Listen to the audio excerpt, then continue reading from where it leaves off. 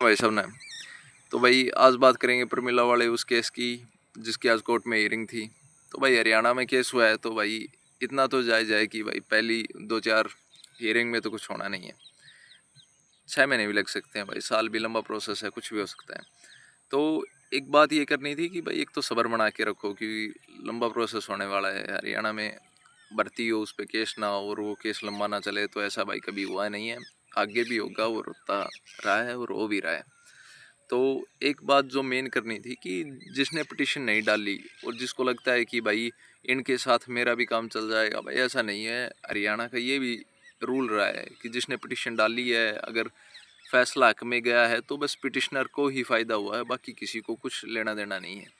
तो भाई अगर ये सोच के पिटिशन नहीं डालो कि भाई इन सब के हक में फैसला आएगा तो ऑटोमेटिकली मेरा भी फ़ायदा हो जाएगा, ऐसा नहीं होगा भाई। जिसने पिटिशन डाली है सिर्फ उसी का ही फ़ायदा होगा।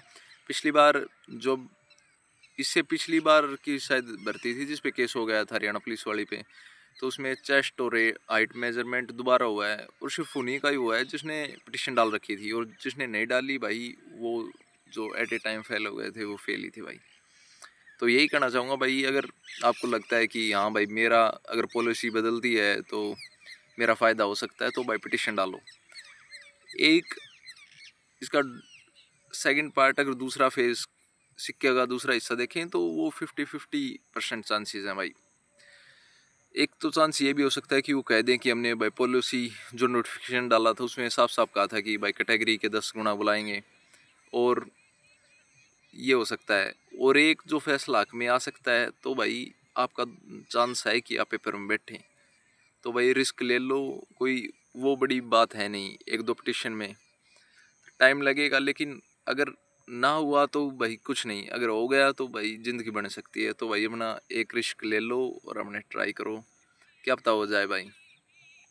ठीक है भाई, धन्यवाद। तो यही कहना था। तो 28 को देखते हैं कैसा क्या हियरिंग में क्या रहता है। मिलते हैं कल। धन्यवाद आप सभी का।